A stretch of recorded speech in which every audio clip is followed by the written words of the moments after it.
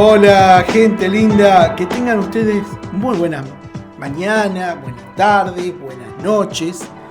Acá estamos en Urbana TV tratando de hacer un especial que tiene para hablar sobre nuestro principal prócer veinticinqueño, Francisco Vivolini. Este 24 de mayo se va a cumplir un nuevo aniversario de la desaparición física de nuestro principal prócer. El cura Vivolini, mucho se ha hablado de él. Básicamente lo hemos por ahí interpretado, asimilado como el cura que paró a los indios, pero fue mucho más que eso. Empecemos por el principio porque hay una rica historia para hablar de esta persona. Por ejemplo, nació un 3 de septiembre de 1822 en Italia, en una ciudad que se llama Lerici, al sur de Génova. De ahí, bueno, el 12 de noviembre de 1853 se ordena sacerdote, fallece su madre, que era la única familia que le quedaba. Su papá se llamaba Francisco Rinaldo Vivolini y él, obviamente, su nombre, Francesco. No fue hijo único, tenía hermanos. Su mamá, María Braco. Y bueno, se nombra sacerdote, fallece la mamá y piensa servir a Dios o en África o en Sudamérica. Y bueno, en ese momento la curia le dijo, bueno, tenés un lugar en Sudamérica, en Paraguay. Y allí fue, se embarcó en el puerto de Génova en un buque de su familia, de sus primos, los Braco, que tenían compañía naviera que hacían fletes y transporte de pasajeros vía ultramar. Y antes de embarcarse, una persona llegada a él le regala un maletín de médico, tipo cirujano del siglo XIX, algo rudimentario para su época. Fue aquí que tuvo la primera prueba de fe y la primera prueba de integridad como hombre, porque yendo por el mar Mediterráneo, rumbo a un puerto español, se desató una epidemia de cólera en el mismo barco donde venía y tuvo que, obviamente, hacer uso de los pocos conocimientos que tenía sobre medicina. Y cuando lo vieron que estaba con el maletín pensaron que era un cura médico. Y bueno, tuvo que lidiar en un montón de cosas y lo pasó bastante feo porque estuvieron casi 40 días varados esperando de que se disipara el brote de cólera para proseguir viaje. Llegó al puerto de Montevideo y ahí hizo el embarque en otra compañía que era de la familia también, rumbo por el río Paraná hacia lo que es Asunción del Paraguay. Cuando llega a Asunción del Paraguay no tendría más de 35 años. Si estamos viendo esta foto es sacada de un diario muy conocido en el siglo XX, que se llamaba Caras y Caretas, una revista básicamente, donde en una nota que le habían hecho a Vivolini publicaron esta foto que es inédita básicamente, porque es un daguerrotipo prácticamente primero que no es nada conocido y segundo de que muestra de forma clara sus facciones, cómo era cuando era muy joven. No estuvo mucho tiempo en el Paraguay como misionero, como cura, pues en ese lugar había un presidente que se llamaba Ramírez, el cual luego después hizo guerra con la Argentina, en una guerra de la Triple Alianza, y pensaron de que Vivolini era un espía, porque traía un maletín, porque hablaba italiano y pensaba que era un espía argentino. Tal cual bastante lo maltrataron y él se daba cuenta de que su vida corría mucho riesgo. Y un día, bueno, esa primera, se tomó el olivo, como quien dice, avisó a la superioridad eclesiástica de la situación como estaba sucediendo y quedó en la ciudad de Paraná, en la provincia de Entre Ríos. Ahí había una universidad en la cual él, además de dar cátedra como presbítero, dando latín, recuerdo que en muchos textos y después lo que pudimos averiguar, en dicha universidad estudió lo que era botánica médica. Pues el gobernador de ese momento, que era Urquiza, había autorizado que muchos pudieran hacer a la falta de facultativos médicos graduados, muchas personas que sabían del arte de curar pudieran ejercer dicho arte para poder livianar un poco lo que era la falta de médicos en ese momento. Estamos hablando de a mediados del siglo XIX, donde obviamente la medicina no era lo que es ahora, obviamente en la actualidad. Ahí él consiguió se armó de un botiquín. Los médicos por lo general tenían sus propios botiquines, porque no había, como se conocen ahora, las farmacias, obviamente. Entonces el médico tenía que diagnosticar por ahí el mal y dar algún remedio o algún yuyo, alguna cosa para que poder aplacar obviamente el mal y curarlo. Y era normal que anduvieran con esos botiquines. Y muchas veces esos botiquines se vendían en ciudades como en Buenos Aires o Montevideo y había de distintas marcas y tenían distintos tipos de yuyitos, frasquitos, cositas que tenían adentro. La cuestión es que él le pide a la curia, Francisco, le pide a la curia otro lugar donde poder ser cura párroco. Entonces, el obispo de ese momento, el arzobispo de Buenos Aires, le dice: tengo un lugar en la frontera del sur de Argentina. No nos olvidemos que esta era el límite entre La Pampa y lo que era, entre comillas, lo que se llama en este momento, lo que se llamaría lo poblado.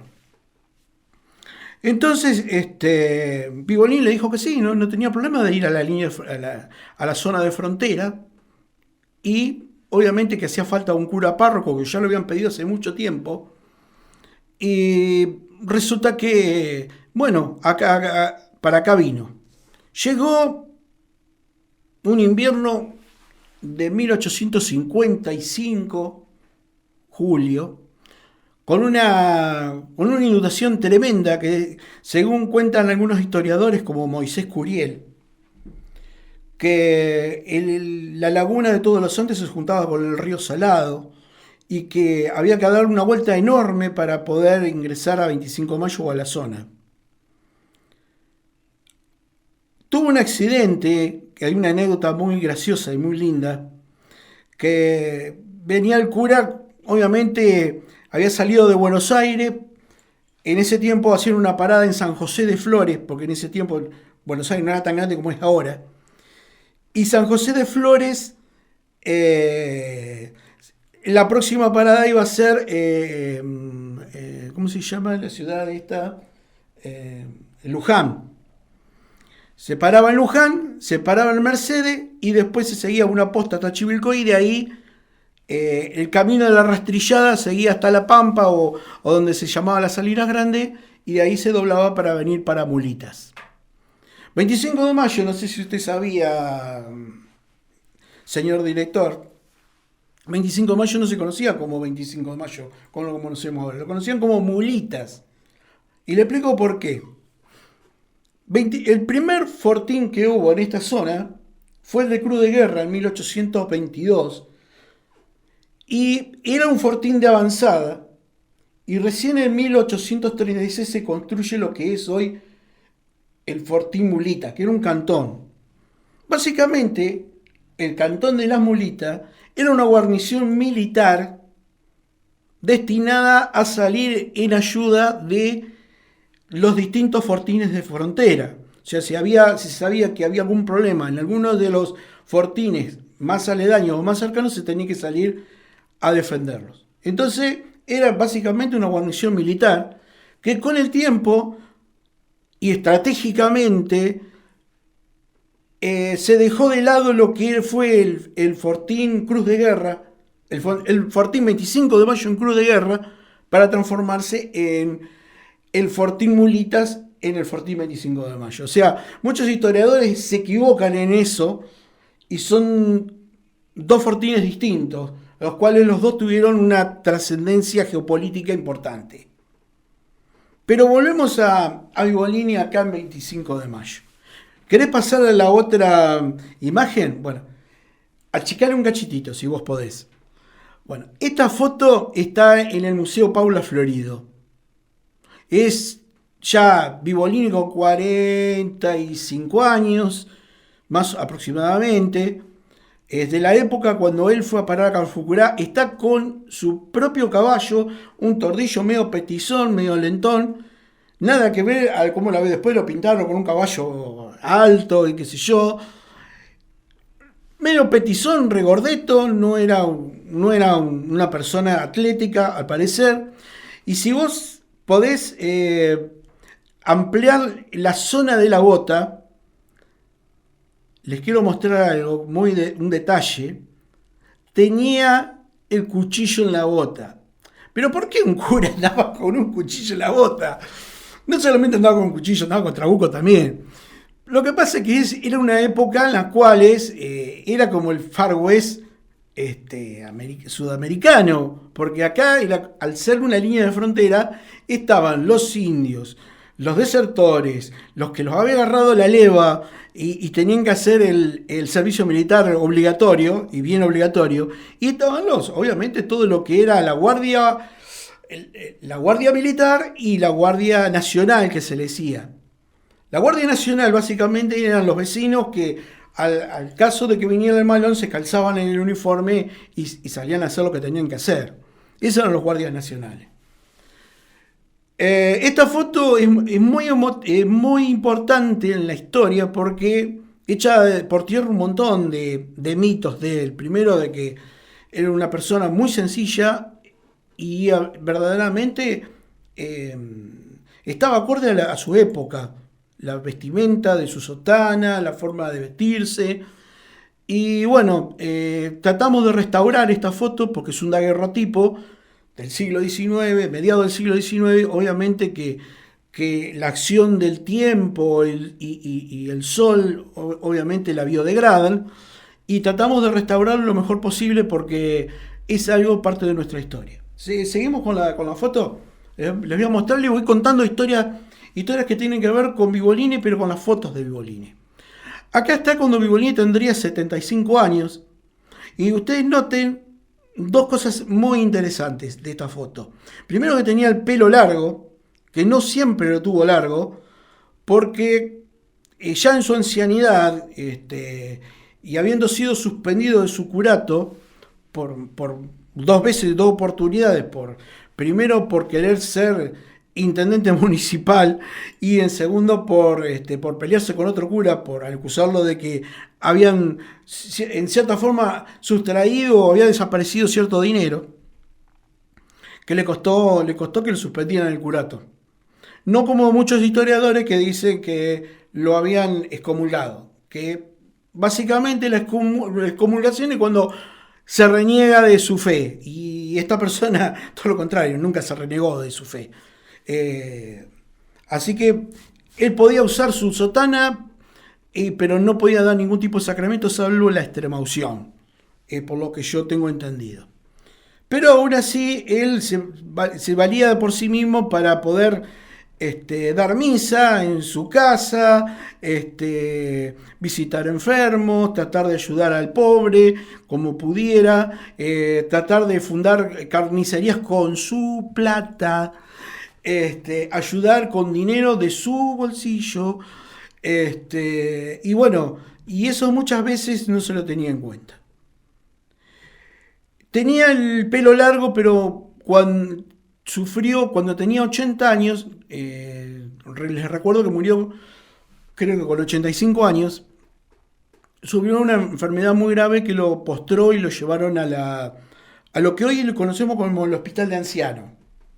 Ahí en el asilo de ancianos, el que está viene a ser la 15 y 24. Más allá de eso, ahí le cortaron el pelo por una cuestión de higiene personal, una cuestión de practicidad. Y para él el pelo era muy sagrado, a tal punto de que armó un semejante escándalo que tuvo que venir hasta el intendente para parar la bronca, porque le habían cortado el pelo a nuestro máximo prócer. Pero había que hacer entender, y el médico le dijo, por una cuestión de higiene, es una cuestión estética y una cuestión que necesitamos saber cómo está, del cuero cabelludo, de la cabeza. Así que bueno, y ahí fíjense que está con un bastón. Y les cuento las historias de los bastones de Vivolini, que fue también bastante linda, que él en la casa, ¿vieron donde ahora está el Club de Leones? Que está en la placita donde juegan los chicos de la escuela número 1. Bueno, esa era parte de su casa, que lo único que quedó ahí fue el aljibe, o lo que parece un aljibe, obviamente, pero el aljibe no está más. Y recuerdo que él tenía parras en ese lugar.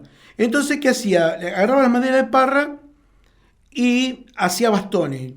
Se conseguiría en ese tiempo existía una profesión que se llamaba hojalatero, donde el hojalatero le hacía con hierro, chapa de hierro, le hacía las empuñaduras y los cierres, y obviamente que esos bastones de parra después los coleccionaba y los terminaba regalando. A una persona que le regaló sus bastones, más le digo, muchas veces le ponía inscripciones a los bastones, el que ahorra mucha plata tiene, o sea, dichos populares muchas veces. Cree en Dios, solamente en Dios. Y uno de esos bastones que todavía está en el museo de Mitre, de Bartolomé Mitre, se lo regaló al mismo Don Bartolo, o sea, Bartolomé Mitre. Seguimos con la próxima imagen. Esta imagen ha traído un montón de controversias, un montón de discusiones, y tiene que ver con la famosa reja de la iglesia. ¿Qué pasó con esa reja? En definitiva, esta reja estuvo hasta, creo que la década del 60, si mal no recuerdo, por muchos años, y tiene que ver que esa reja no es totalmente de hierro, también tenía muchos componentes de madera que se fueron deteriorando. Y cuando hicieron las reformas del atrio de la iglesia y de la puerta principal, optaron por sacarlo. Y obviamente que se la llevó el que pagó la obra, básicamente. Y en la parte de la portezuela del costado, o sea, acá, más allá había una portezuela, chiquita, bajita, que esa estuvo en una casa quinta acá sobre calle 9, hasta no hace mucho. Y después de ahí, obviamente, le perdió el rastro por donde andaba. Pero básicamente uno diría, esto es todo de hierro, sí, había muchas cosas que eran de hierro, pero básicamente había muchas cosas que eran de madera dura, pero obviamente que sin el tratamiento adecuado, obviamente se resquebraja y se rompe, que eso es lo que realmente es muy probable que haya pasado con esta hermosa verja. Seguimos con... Acá está la foto, ya 80 y largos, después del padecimiento que tuvo, que yo le digo que casi lo mata. Obviamente ha sido en el anciano, ya está con el pelo corto. O sea, ya está con el pelo cortado y está mucho más anciano, uno lo ve casi al final de su vida. Seguimos con otra foto. Esta foto salió en Caras y Caretas, cuando se enfermó y estuvo en el hospital de ancianos, que estuvo muy grave y todo el mundo pensaba que se moría, y pudo, como que dice, zafar de su neumonía. Aparentemente tuvo una neumonía o un resfrío mal curado de esa época. Recordemos que no existía la penicilina y era la buena de Dios, y bueno, a suerte y verdad. Y bueno, por lo menos pudo salir un tiempito más, pudo salir adelante. Es una foto inédita que muchos no la tienen y salió en Caras y Caretas. También en 1907 salió esa foto. A ver, ¿alguna otra fotito? Bueno, acá esta foto es una pintura que por desgracia no está en 25 de mayo, está en el museo de Luján, el Museo Histórico de Luján, del famoso encuentro entre Calfucurá y Bivolini. Que en verdad tengo que decirles que no fue básicamente así. ¿Por qué? Porque Bivolini no fue solo, fue con otras personas. Y además no fue con ese caballo, que parece caballo alto, esbelto, no, fue con el petizo de las fotos anteriores, o sea, y fue de audaz, básicamente audaz. Y algo muy lindo. De esta foto de esta imagen también tengo que contar otra cosa, que muchos, muy pocos saben. Nosotros tenemos una deuda histórica de gratitud con Saladillo. No nos une solamente la rivalidad por ahí, o que ellos nos llaman uruguayos porque estamos del otro lado del charco, y todas esas folclóricas chanzas que siempre he escuchado, porque tengo muy buenos amigos en Saladillo. Tenemos una deuda histórica con Saladillo porque cuando al acecho de Calfucurá, y que Bivolini fue a entrevistarlo para parar la bronca, como quien dice, el único juez de paz de afuera que vino con una partida de gauchos sabiendo que iban al muere o sabiendo de que corría muy seriamente su vida, fue el juez de paz de Saladillo. Se llamaba Benjamín Buteler, que creo que existe una calle a su memoria en Saladillo.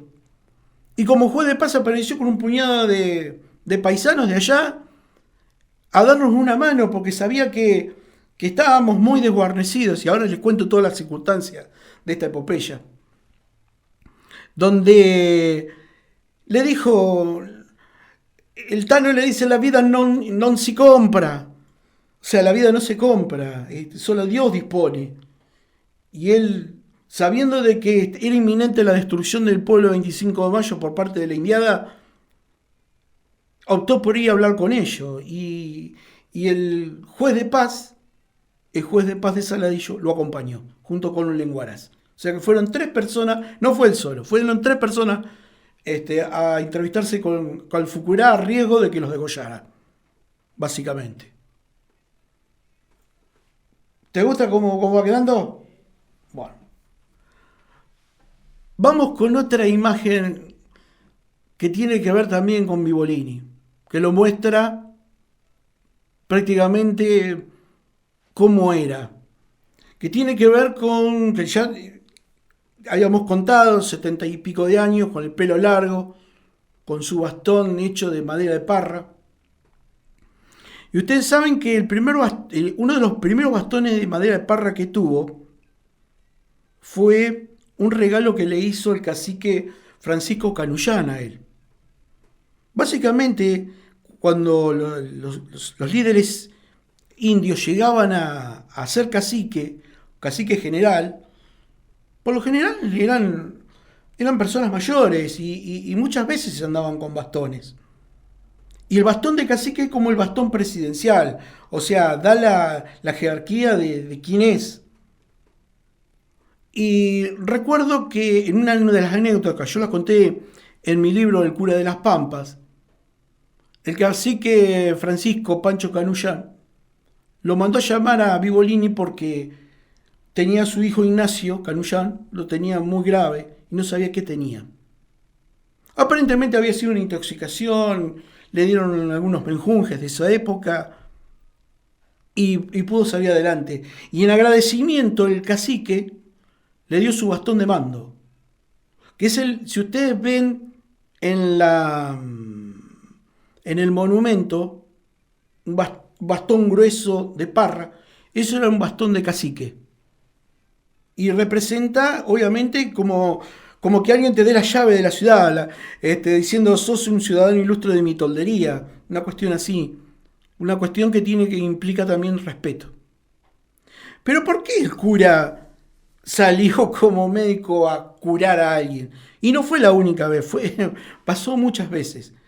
A mediados del siglo XIX no existían médicos, aunque sí había médicos del batallón que estaba en el Cantón de las Mulitas, tenía su propio médico, pero prácticamente andaba siempre nunca estaba en 25, en Mulitas, siempre andaba por todos lados, o donde habían escaramuzas con las indiadas, o había algún enfrentamiento, obviamente que estaban los médicos y nunca teníamos un médico acá.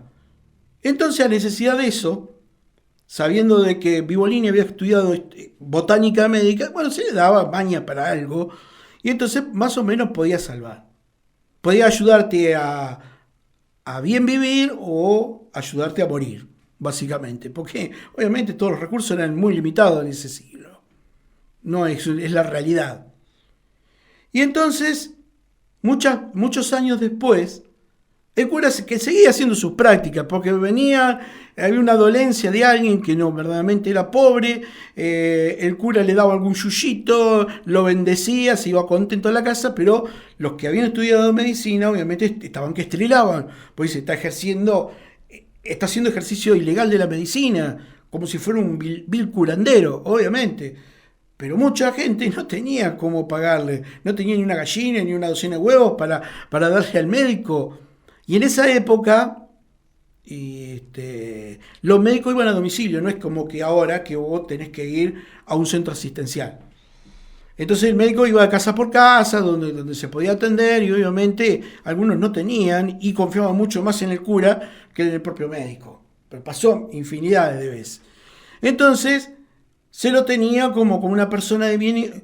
¿Y qué pasa? Al ser un cura, se le tenía cierto respeto, pero también se le tenía cierta sorna o cierto recelo, porque obviamente que en vez de estar como todo cura, en vez de estar con los poderosos, con las autoridades, andaba siempre con la gente pobre, ayudando a la gente pobre, instalando alguna carnicería para darle de comer a alguien, ayudando con comida a alguien, haciendo algún que otro negocio para poder agarrar un mango más y poder ayudar al necesitado. Y muchas veces la gente muy pudiente de esa época no le gustaba mucho que hicieran eso, porque consideraban que el pobre tenía que ser pobre, morir pobre. Y obviamente el cura, obviamente que respondía a su vocación sacerdotal de ayudar al prójimo. Y eso era muy importante. Les quiero contar, ¿hay alguna otra foto, Fede? Acá está la casa de lo que era la casa de Vivolini, donde hoy está lo que yo le dije, la placita del Club de Leones, donde está el jardín de recreo de los chicos de la escuela número 1, sobre calle 10. Bueno, ahí estaba la casita que después la demolieron. Y ustedes vean de que era una persona bastante especial, Vivolini. ¿Por qué? Porque más allá de ser partidario de don Bartolomé Mitre, o sea, ser básicamente conservador, él siempre ponía este tipo de consignas en la puerta de su casa.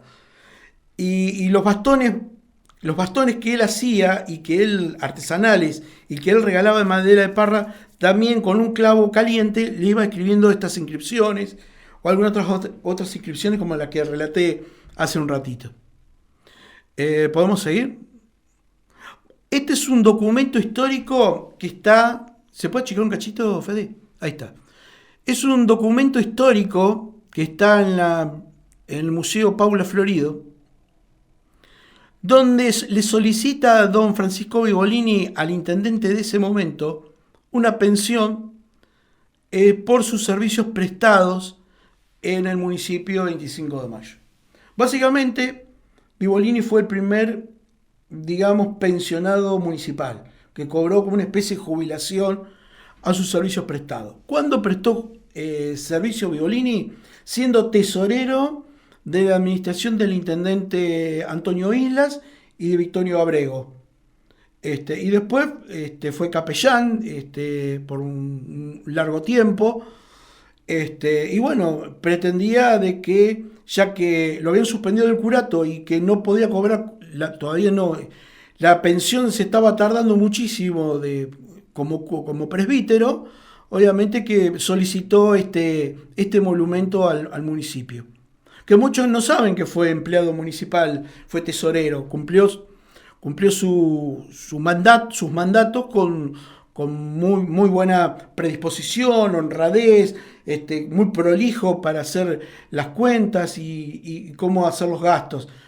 Imaginémonos una municipalidad del siglo XIX, bueno, grandes gastos no tenía, pero sí, tenía movimiento de dinero y de lo que se recaudaba, y había tasas que son servicios y algunos impuestos que el municipio también cobraba. Seguimos. ¿La podés checar un poquito? Este es un trabuco naranjero. Está en el Museo Paula Florido, todavía, y se trata del trabuco de Vibolini. Hoy estábamos hablando de que en la foto aparece en la bota con un cuchillo. No, el cura andaba armado.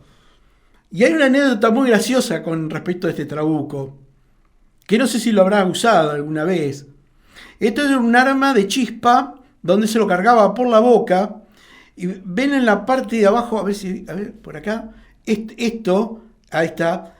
Eso era como una especie de palo que se sacaba de hierro para empujar lo que iba a ser de munición y lo que iba a ser de pólvora. Y se ponía por la parte de acá arriba, a ver, aquí, se ponía el chispero.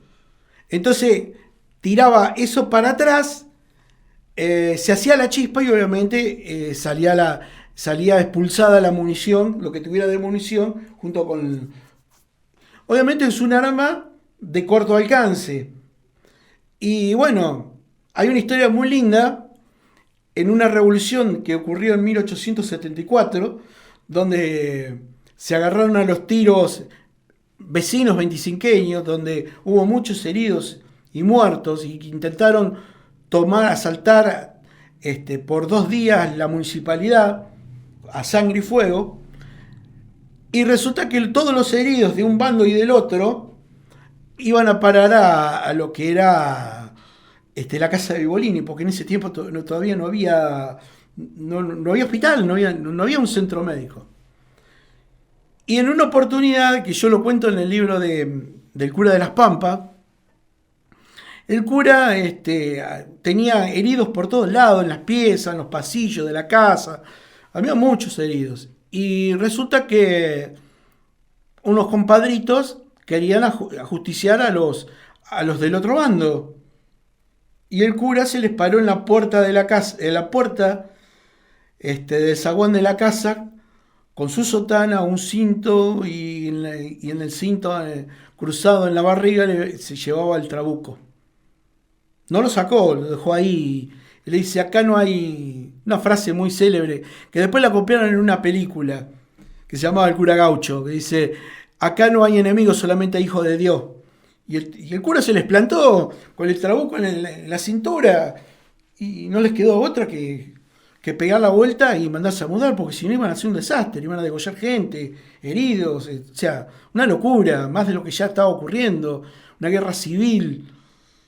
Muchas veces no nos damos cuenta de que todo el contexto de mediados del siglo XIX, o sea, desde 1850 en adelante, estuvimos inmersos en la guerra civil. Entonces, ¿qué pasa? No solamente tomaban partido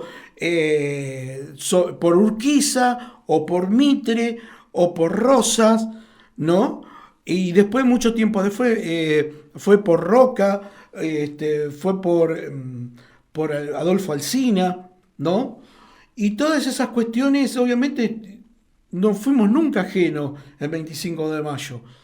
Y obviamente estuvimos también contiendas, hasta entrado en el siglo XX, una gran balacera, el 24 también, un 25 de mayo de 1910, una balacera en la Plaza Mitre, entre los conservadores y radicales, que terminó con un muerto de cada bando.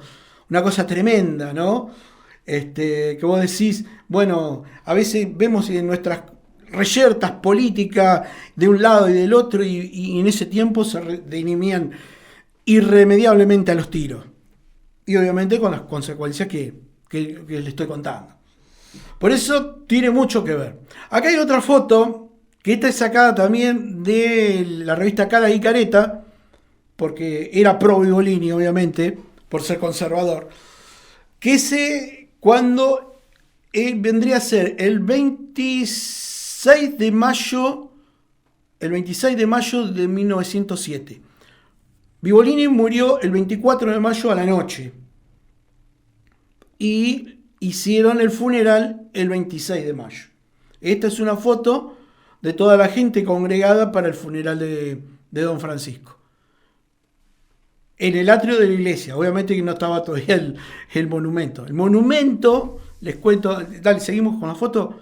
Acá está el bastón, uno de los últimos bastones que tuvo Don Francisco Vivolini.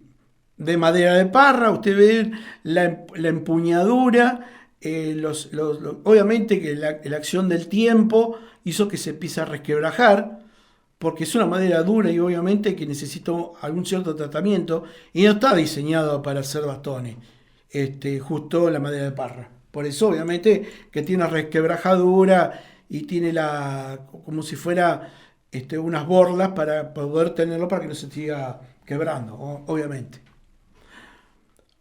Acá voy a hablar sobre los monumentos de Francisco Vivolini. Bueno, ahí esta foto, quiero mostrar una serie de fotos de estos que tienen que ver con el monumento de Vivolini.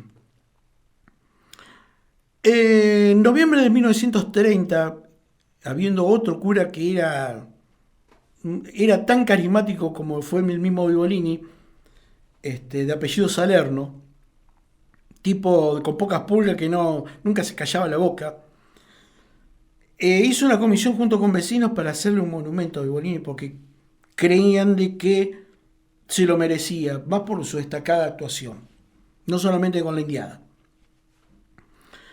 La cuestión es que mandaron a hacer varios prototipos, pasarle el otro que fíjate que son distintos, a un escultor que se llamaba Pedro Ferrari. Entonces, don Pedro Ferrari, italiano, le dijo, vamos a hacer distintos prototipos, maquetas, y ustedes me eligen cuál es la maqueta que usted quiere. Si quieren con el féretro adelante, el féretro atrás, o quieren con la matrona a un costado, pasate la otra imagen. ¿Ves? Sin la matrona, que sea como si fuera un mausoleo, con el monumento, de acá se nota. Entonces le dijeron, bueno, queremos con la matrona en el medio. Queremos con la matrona en el medio. Y queremos al cura como está, con su Biblia, con su bastón, y la tumba que quede atrás, de mármol, que quede atrás, que es lo que se hizo. Para que les dé referencia, este artista que hizo este monumento, también hizo los ángeles que están en el cementerio. ¿Vieron los dos ángeles grandes, enormes, que están al costado del cementerio?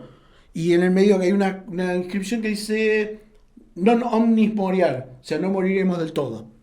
Bueno, esos ángeles también lo hizo el mismo escultor que hizo la obra del monumento de Vivolini. ¿Qué representa esta obra? La matrona con los dos niños, uno varón, uno mujer, leyéndoles algo, que al principio parece la Biblia, pero en verdad es la historia para recordar verdaderamente que existieron prohombres, personas de bien, que pusieron mucho dinero de sí, arriesgaron su vida muchas veces con tal de lograr el bienestar del pueblo que ellos donde estaban o que amaban. Básicamente es eso. Cada lado de del monumento, o sea, el costado y atrás, refleja actos de la vida de Vivolini. Por ejemplo, su actuación destacadísima en las epidemias que tuvimos, porque tuvimos epidemias tremendas, mató mucha gente.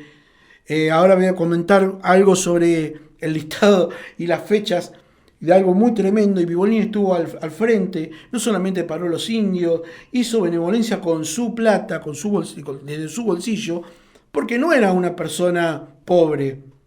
Sus padres tenían olivares, su familia tenían compañía naviera de ultramar y de río, Y eran personas de muy buen poder adquisitivo. Cuando fallecen sus padres, él heredó una enorme cantidad de dinero que fue administrándose por intermedio de la familia. Y él disponía de dinero para poder gastar en algunas cositas que él quería. Más le digo, después voy con la epopeya de lo que fue verdaderamente cómo fue la negociación con Calfucurá, porque ahí se nota que verdaderamente un tipo que amó su pueblo, este pueblo, 25 de mayo, que lo hizo un lugar digno para crecer y vivir.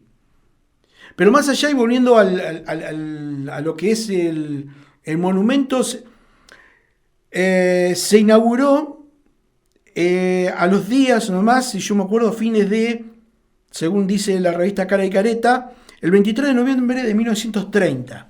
Se inaugura el monumento con un montón de gente, banda de música, y obviamente se saca el 33 años después de haber fallecido Vivolini, recordemos que fue en 1907, lo sacan de la bóveda donde estaba, que era de Paula Florido de Lázaro, y lo depositan atrás del monumento. O sea que está la tumba, muchos ni saben que está sepultado detrás del monumento.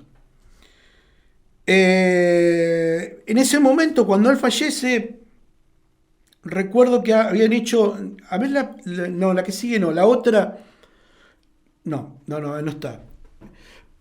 Habían hecho lo que era, me acuerdo, la señora Maradeo, en su libro sobre Vivolini, había publicado los bienes que había dejado don Francisco. Y en eso, obviamente había cosas sencillas, había cosas, no había dinero, no había joyas, no había nada, falleció muy pobre, habiendo sido muy rico, habiendo tenido mucho dinero y no tenía la necesidad de quedarse en Sudamérica, se podía haber vuelto y ejercer su sacerdocio en Italia y nadie le iba a decir nada, pero prefirió amar esta tierra, quererla y obviamente se quiso radicar acá porque la sentía como suya. Y eso es verdaderamente muy, muy lindo. Esta imagen da la idea de cómo era un fortín de frontera. Nuestro primer fortín no estuvo donde está, donde uno se cree alrededor de la iglesia ahora. El primer fortín estuvo sobre calles 8, 7, 19 y 202. Había una loma, por ahí los más memoriosos se acordarán que había una loma gigante. Bueno, y ahí empezaba la laguna y bueno, y sobre la loma había montado obviamente una zanja, una gran zanja, una empalizada y obviamente estaba todo el rancherío adentro de esa empalizada. Algo parecido a esto, así, a este dibujo. Esta es la foto del bergantín de Vivolini, donde vino de la compañía de los primos de Vivolini que lo trajeron a América. Es una réplica hecha en maqueta, obviamente, pero uno da idea de cómo se transportaron desde Génova hasta el Río de la Plata. Bueno, les voy a contar cómo fue la epopeya de que se entrevistó con Calfucurá. Calfucurá básicamente atacó Mulitas en 4 oportunidades. La primera, Maloneó sitió lo que era el fuerte 25 de mayo y atacó todos los alrededores. Obviamente para depredar.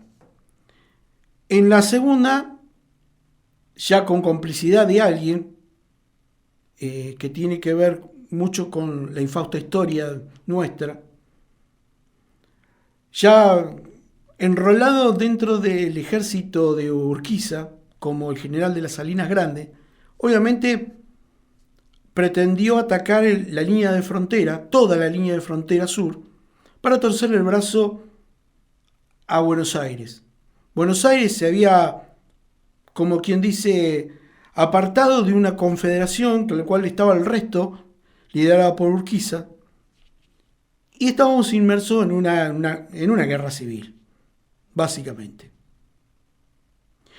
En la tercera oportunidad que los compete en este momento, fue básicamente una campaña militar. Y todo empezó con que Urquiza obviamente quería torcerle, después de la batalla de Cepeda y haber ganado la contienda a Mitre, torcerle el brazo, volver a hostigar la línea de frontera sur para torcerle el brazo a Buenos Aires.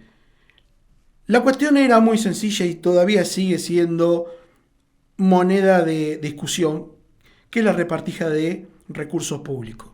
O sea, Buenos Aires era una gran esponja que se quedaba con los recursos, cobrando los derechos aduaneros, en detrimento de las demás provincias que no podían recaudar o no podían exportar, obviamente a los costos que necesitaban importar o exportar.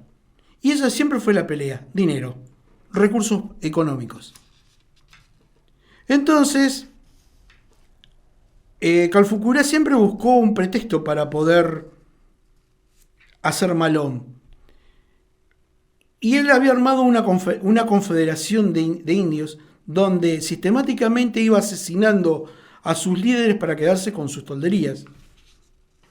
Más ayudado por, obviamente, otras tribus como las Huiliche, Ranqueles, y había otras tribus también que venían de Chile, procedentes del Arauco, donde se iban sumando para lograr, obviamente, objetivos militares. Pero necesitaba la mecha para encender este conflicto. Estamos hablando octubre de 1859. Y esa mecha que encendió fue haber mandado asesinar a su propio yerno, el cacique Yanquetruz, que vivía en la zona de Bahía Blanca, casado con una de las hijas, obviamente, de Calfucurá, al cual él pretendía quedarse con su toldería para, obviamente, sumar más conas, más guerreros, obviamente, a su alzada. Mandó a asesinar, lo asesinó, obviamente puso el pretexto de que fueron los blancos, y empezó con su campaña militar con 3.000 guerreros y obviamente toda su toldería. Arrasó Azul, arrasó Tandil, Tapalqué también sufrió lo suyo.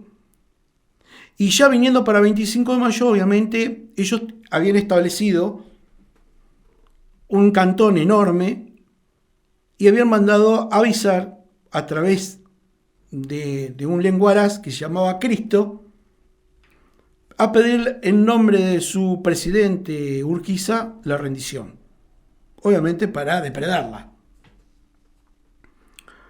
Básicamente cundió el pánico y había mucho miedo, porque habían pasado 3 cosas bastante desgraciadas justo en ese momento.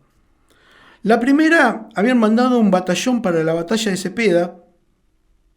Nuestro batallón se llamaba Mayo y se conocía como Mayolino, a cargo de un capitán que se llamaba Béjar, el cual, cuando llegó a la altura de Luján, se sublevó y se pasó a las fuerzas de Urquiza.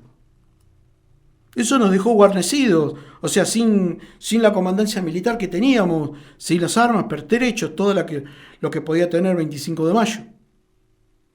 El otro gran problema era que Calfucurá quería tomar venganza de 25 de mayo porque habían matado en un boliche de 25, que se llamaba La Paloma, ahora les cuento dónde estaba, habían matado a un amigo de él que se llamaba Juan de Dios Veloz.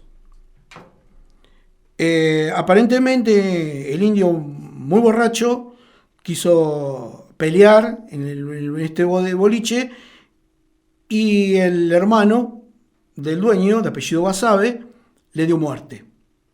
Este boliche fue muy famoso después porque pasaron un montón de hechos desgraciados, obviamente. Estaba, para que ustedes se ubiquen, por el camino del costado, que está al costado del parque industrial, como quien va por el camino viejo a Bragado, hay una loma a mitad de camino. Bueno, ahí es donde estaba el boliche de Basabe, el boliche La Paloma. Y en tercer lugar, tenía un odio por los otros almaceneros que eran muy ricos. Entre ellos estaba Antonio Isla y Victorio Abrego, que después también fue intendente o presidente municipal, porque habían armado en las anteriores sazonadas del cacique, habían fortificado a la gente y habían armado las trincheras y habían repartido armas y bueno, y tenía un odio bastante visceral pero también por esos. Y en tercer lugar, que no era menos tampoco, obviamente que nosotros teníamos parte de las tolderías de las tribus Boroga, donde su patriarca había sido asesinado por el mismo Calfucurá que se llamaba Rondeau, don Mariano Rondeau. Entonces su viuda, la cacique Luisa, junto con sus hijos, se vinieron para esta zona, para 25 de mayo, estaban cerca de Carué, se vienen para acá, y obviamente empiezan a crecer, la toldería también, y obviamente ayudar al Fortín, trabajar con el Fortín, ayudarlo, y obviamente ser aliados de los militares. Y aquí que uno de los caciquillos, de apellido Cristo, se sentía incómodo, se sentía que no era bien tratado, de que siempre le daban las miserias que recibían los soldados, y obviamente un día dijo, chau, me voy, y se fue con Calfucurá, y Calfucurá lo recibió con los brazos abiertos a él y un montón de guerreros que iban con él. Y ese indio, obviamente Cristo, junto con su indiada, estaban muy resentidos con 25 de mayo y querían venganza, obviamente. Recuerdo que el siglo pasado había, por muchos años, había un famoso dicho que decía que te salve Cristo, en el buen sentido de la palabra, de que bueno, que uno ahora no entiende qué quería decir con eso, pero al explicar cuál era la infame actuación de este indio, obviamente, de haber traicionado a sus propios para irse con el enemigo, obviamente da razón de lo que estaba hablando. La cuestión es que viene Benjamín Buteler, teníamos pocas armas, y bueno, con lo poco que se pudo armar, se hicieron las primeras barricadas, se repartieron las pocas armas que había, porque no estaba la guarnición militar, obviamente, y si pedíamos ayuda no iban a hacer tiempo para llegar. Y acá viene la cuestión de que el cura decide irse, montar su caballito y tratar de aplacar la cosa, y partió a la mañana temprano. O sea, vendría a ser, esto fue la epopeya, fue un día antes de su llegada, un día y medio antes de su llegada. Cuando llega allá, junto con el juez de paz y un lenguaraz, lo reciben en la parte de la indiada. Y dice que los indios, cuando lo ven llegar ellos tres, empezaron a gritar, como gritan los indios, a agitar las lanzas, y el caballo de Bolini se asustó y lo tiró al suelo al cura. O sea, pata para arriba quedó el cura con la sotana. En eso le dio una risotada a los indios y ya lo tomaron de otra forma, como diciendo, no fueron tan belicosos con él. La cuestión es que habla con Calfucurá, le explica la situación y Calfucurá le explica las razones por las cuales quiere depredar a 25 de mayo. Transan toda la noche y a la mañana temprano el mismo Calfucurá decide que él va a aceptar una retribución de mucho dinero a cambio de no hacer malón en el pueblo, y a su vez que le dejara saquear los 3 negocios de los 3 comerciantes que él odiaba. O sea, a Basabe, a Antonio Isla y a Victorio Abrego. Ese era el trato. Si él aceptaba el trato, no pasaba nada y el cura no le quedó otra que decirle que sí. Dentro de ese interludio, obviamente el cacique le dice, bueno, yo voy a ir con ustedes, así hacemos la operación, como quien dice. Y bueno, Hay una anécdota que dice que dentro de los regalos que le llevó Calfucurá, obviamente que el cacique le retribuyó con otro regalo que fue una esposa y se tuvo que casar a lo indio, según cuentan algunos historiadores como Álvaro Yunque. La cuestión es que llegan acá al otro día a las 6 de la tarde. ¿Y cómo sabemos que fue a las 6 de la tarde? Por una poesía de Vivolini que escribió para el diario La Nación, de su amigo obviamente Bartolomé Mitre, publicada por Cristina Maradeo, de que habla que llegaban exactamente a esa hora llegaron.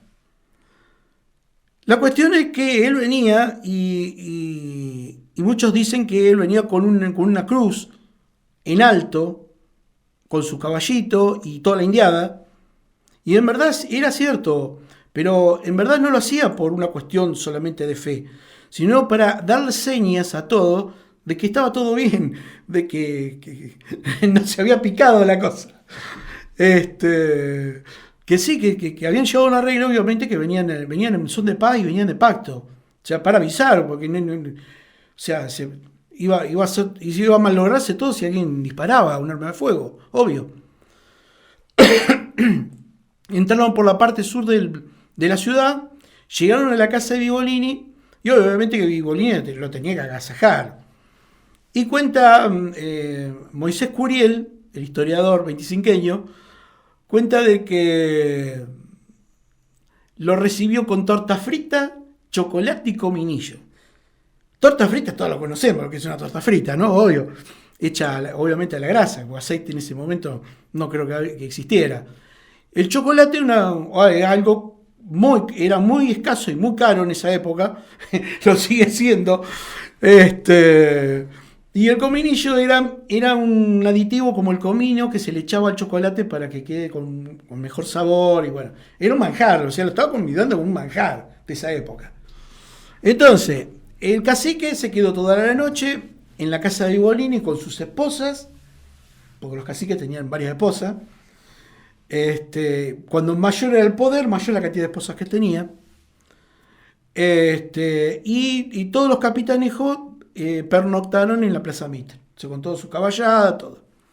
A la mañana temprano, no les quedó otra que el cura de su bolsillo le dio la plata que le había prometido, que nunca se la devolvieron, ningún gobierno se la devolvió, y vaciaron todos los comercios, los 3 comercios, le sacaron todo, les saquearon todo, y se llevaron todos los carretas, y sin tirar un tiro y sin degollar a nadie, básicamente.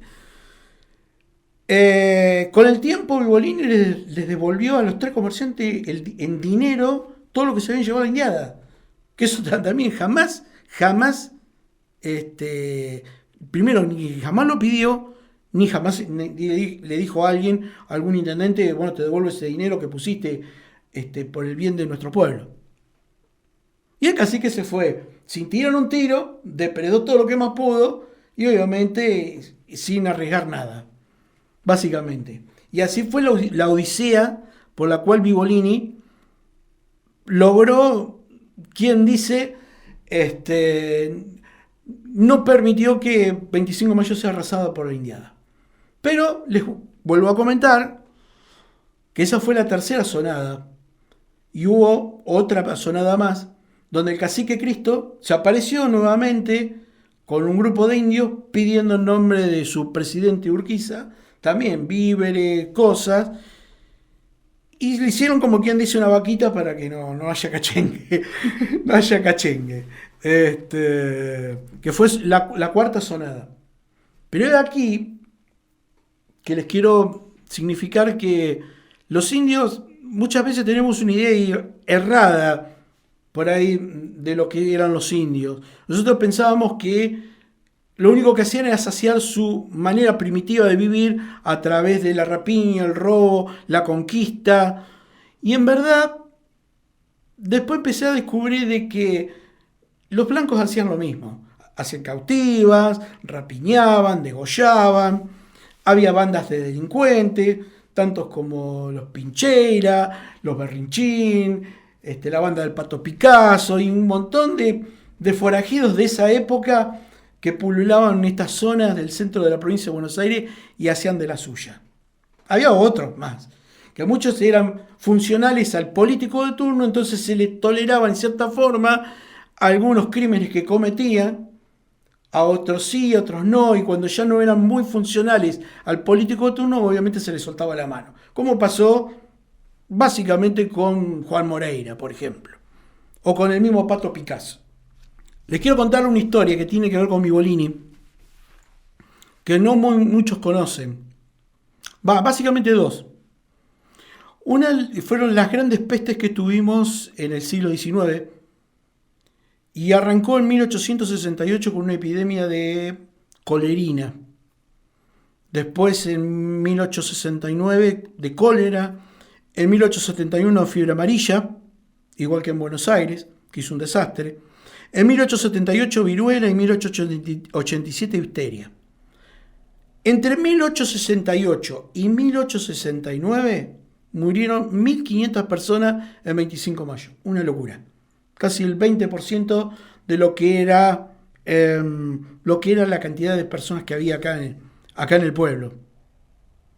Obviamente que el cólera en ese momento no se sabía por qué venía o por qué se producía. No se conocía el vibrión colérico o de la existencia del mismo. Entonces se trataba de apaciguar de alguna forma u otra, pero iban los vecinos cayendo de una forma tal que era impresionante. No hubo... Recuerdo que ya funcionaba el cementerio donde estaba el Fuerte Viejo y no había lugar.